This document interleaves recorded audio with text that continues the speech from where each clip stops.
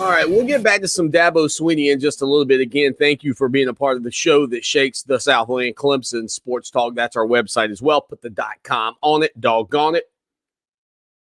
Also, ClemsonRadio.com. There we go. All right, so Clemson again. Road matchup, NC State. No doubt about it. I see a chat. Let's see. Somebody in the chat said when Clemson and NC State last missed a game. I think it said 1956. Corey said Clemson has played State every year since 56, except for last year. What's weird, Corey, is that when I look back, it looks like 1969 and 70, for some reason, they didn't play. In 1968, Clemson won 24-19. And then in 1971, Clemson won 31-23. The mystery that I have is why were those two games not played? 58, 58, 59, 61. So I don't know if it's a miscalculation on this site I'm on or what, but I'll take your word for it. The teams have met 85 times with Clemson leading 57-28 with no ties. 57 wins, 28 losses with no ties. I would be interested about that one game and why that's not on there. Maybe I'll ask Tim Beret, or maybe I can dig in a little bit after the show. I hate to try to dig in here on the radio.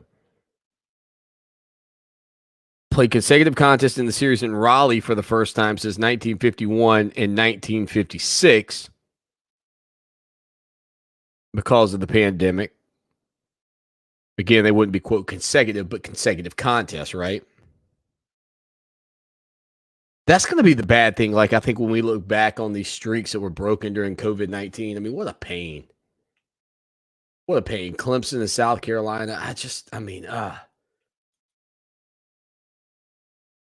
803-450-0086. Again, our question of the day. What are your thoughts on the Lynn J. Dixon situation? Dixon out. Going to graduate. Going to transfer. Hitting the portal.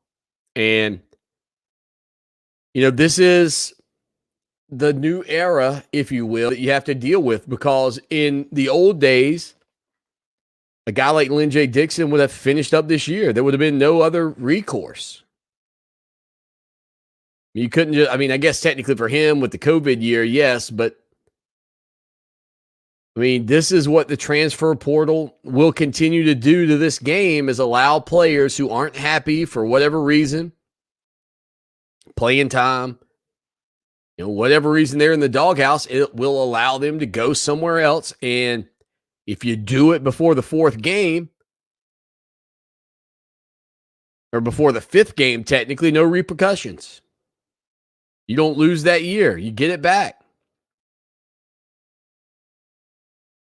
Again, I'm all about the free-flowing movement of players. I get the concept. But, man, does it make this a different sport. It really makes this a different sport. All right, let's see if you all have any comments on the Lynn J. Dixon situation. Again, we'll hear some more from Dabo Swinney coming up in hour number 2, the Stinky Edition. The Stinky Edition, if you will.